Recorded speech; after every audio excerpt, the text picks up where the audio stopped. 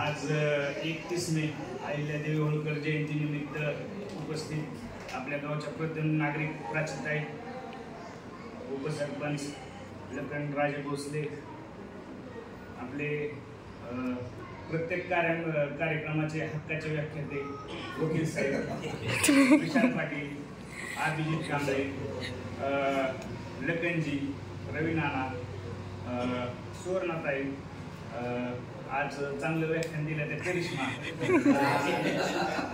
ग्रामविकास अधिकारी आपले कुंकुळे भाऊसाहेब. तर 31 मेला आपण अहिल्यादेवींची जयंती उत्साहात साजरी करतो. आपण डॉक्टर बाबासाहेब आंबेडकरांची जयंती साजरी करतो. परत आपण शिवाजी महाराजांची जयंती साजरी करतो. हे जे लोक आहेत यांनी आपापल्या काळात त्या काळानुसार त्या लोकांसाठी सुशासन कसं येईल, लोकांच्या आयुष्यात बदल कसा होईल, त्यांच्या उद्धारासाठी त्यांनी काही प्रयत्न केले.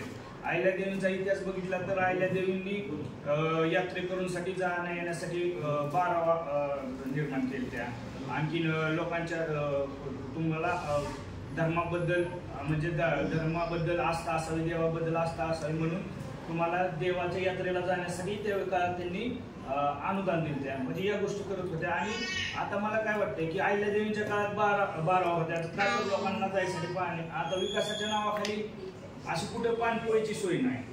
विकास म्हणजे काय, पाणी सुद्धा बिसलरी 20 रुपयाची बाटली विकत घ्यावं लागते, दूध 25 रुपयाला आणि पाण्याची बाटली 20 रुपयाला. मग शासनाचं नक्की धोरण काय आहे की विकास काय आहे? फक्त रस्ते म्हणजे आपल्या ग्रामपंचायतच्या इलेक्शनमध्ये मी सांगायचो की बाबा फक्त रस्ते आणि या गोष्टी म्हणजे गटारी सोय म्हणजे फक्त विकास नाही, तर ज्या लोकांचा वैचारिक विकास व्हावा म्हणून काय शासनाचे प्रयत्न नाही. परत आपल्या पाण्याची सोय, कितीतरी लोकांना ताण लागलेली असते म्हणून जाताना पाणी लवकर प्यायला मिळत नाही. प्रत्येकाची ऐकत नाही 20 रुपयाची बाटली घ्यायसाठी. आपल्या गावात सुद्धा इथं पाण्याची सोय पाहिजे रोडच्या कडेला.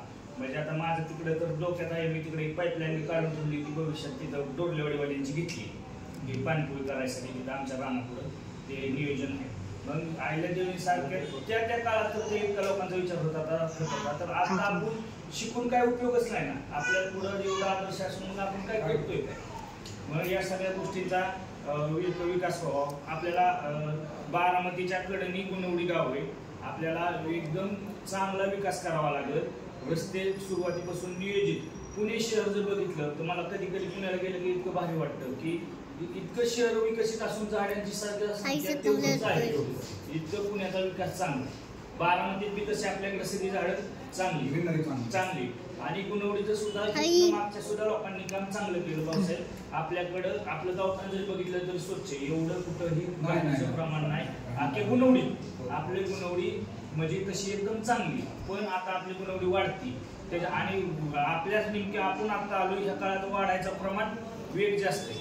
त्यामुळे त्याचं नियोजन आपल्याला गुणवडीचं व्यवस्थित करावं लागेल. तिथली झाडे, फट्याच्या कडेनी झाडे बिडे लावून पावसाळ्यात रोड, आता ते आपला मुख्यमंत्री सडकचा रोड आहे ती थोडा मोठा होणार आहे, त्याच्याकडे झाडे लावून आता तिथे ड्रेनेजचा आधी सोय करायची कशी त्या वस्तींची.